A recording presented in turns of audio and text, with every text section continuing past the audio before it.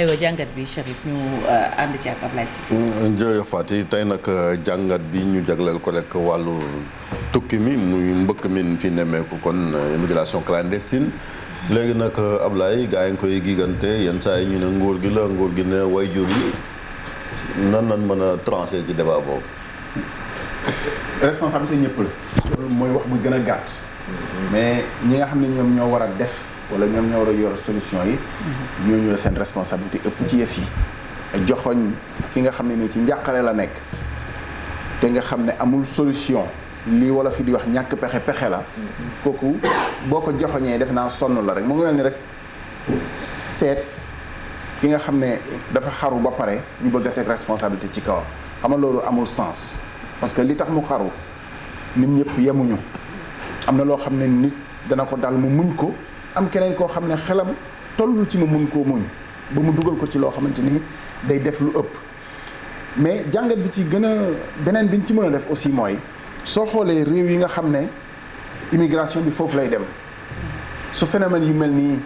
su amee donte daf leen di jaaxal réponse bi elle n'est pas sécuritaire réponse bi du ci pointer responsabilité migrants yi ñëw pour ne leen yéen a ñëw donc da ngeen di delluwaat da ngay gis ni la réponse elle est toujours soit humanitaire ou sociale sociale bi mooy fexe ba bon ñu ñëw nañu fexe nañu leen gis nga même pays yi nga xam ne ñoo gën a dëgër ci wàllu du ñu accueillir immigrants yi Italie par exemple parce que mooy porte d'entrée bi très souvent fa la ñuy duggee moom li muy jàpp mooy rush bi mu am àttanu ko léeg-léeg dafay dëgër surtout bu ñu amee gouvernement wu nationaliste yi nga xam ne ni ñoom nekk yoon Salvini ak ñooñu dañuy wax ni bateau yi ñëw sax du ñu leen accueillir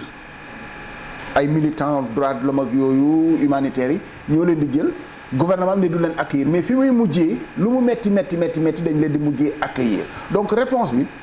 du sécuritaire du pointer ay responsabilités jàmbur à part ñi nga xam ne nii ñoom ñoo war a def pour trouver la solution parce que bu ñu tàmbalee débat bi ci réew mi di wax ni waajur yi la mais dafa mel ni xamuñu ñun immigration ni muy fonctionner parce que ku sañ a taxaw yaakaar ni parent bi nga xamante ni moo fayal doomam pour mu dem foofu rek la ko teg mel na ni moom jàngatul immigration parce que fii da nga fiy gis ay ne kër lëmb ñu cotiser pour benn nit mu dem li leen ciy dugal nag yaakaar la ñaar moo am ñi jàpp ni jël gaal jël mbëkk mi xaru la ak ñi nga xamante ni jàpp nañ ni bu dee amee kenn ko war a rëcc sax moom mii la war a doon te effectivement neexu la wax mais am na ay cas de belles histoires de gens yu jaaree ci mbëkk mi ba nekk ci li ñu nekk d'ailleurs image boobu souvent mooy ñëw ci nit ñi moom fi la jaar ba dem tekki na ma ngay gor yat donc man tamit mën naa fa jaar loolu moo gën a fort image bi nga xam ne ñun moom la ñuy bëgg a joxe toujours naan leen fële yombul non ñun gisuñu ni fële yombul fële neex na parce que am na ku dem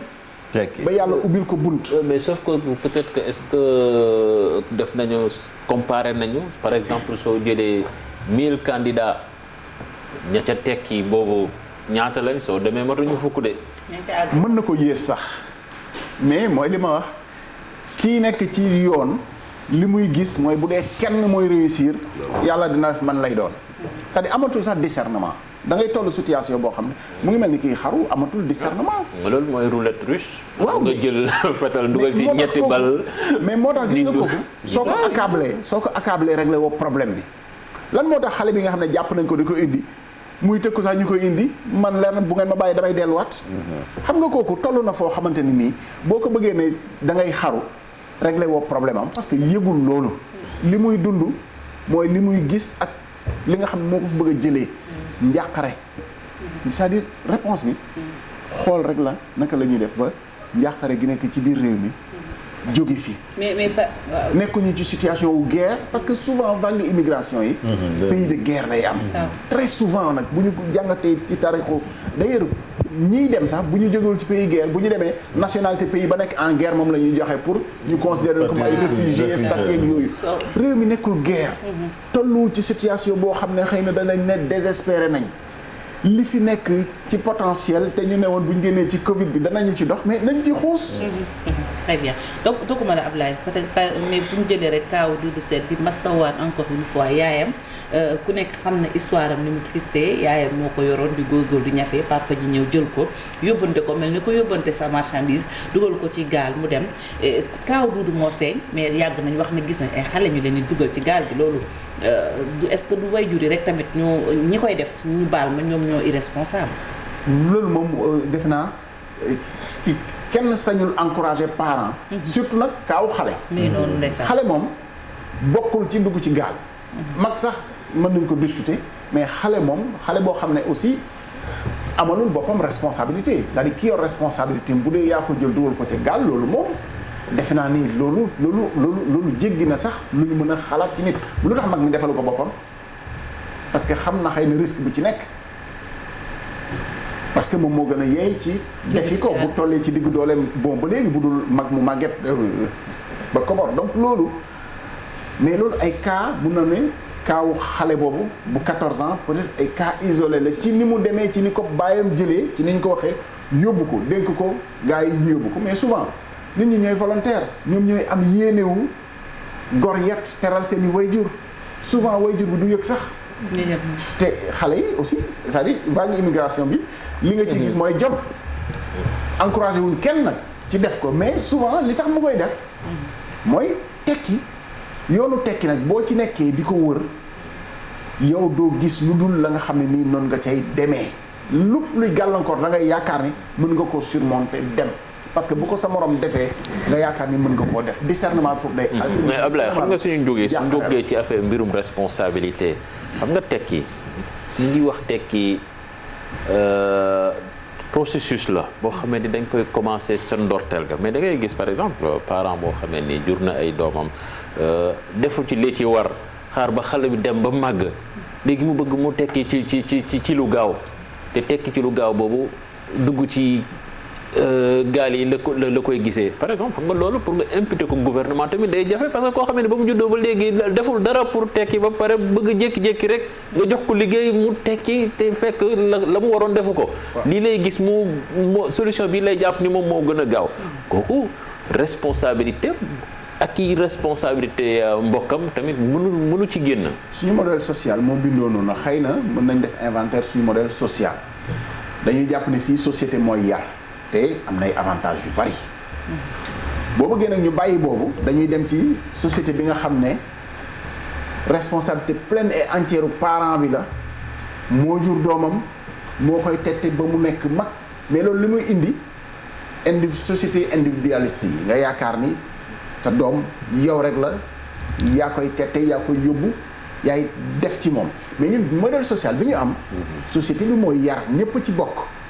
am nay avantage yu bari mais soo taxawee rek ci ni nga xamante ni noonu la phénomène migration bi di doxee réew yi nga xam ne ñoom ñoo leen di accueillir gis nga fii par exemple balaa ñuy jëm ci réew yi ñu leen di accueillir fii par exemple li fi nekk mooy atelier da nga daan jël sa doom mu bëgg mu jàng métier looy def da nga koy dénkaane patron ba du ko jàngal métier rek da koy def nit da koy yar ñu bëri ci atelier la ñu yaroo dañ leen a teel a dénkaane pour jàng métier am na fii programme yoo xam ne xëy na jàngat nañu ni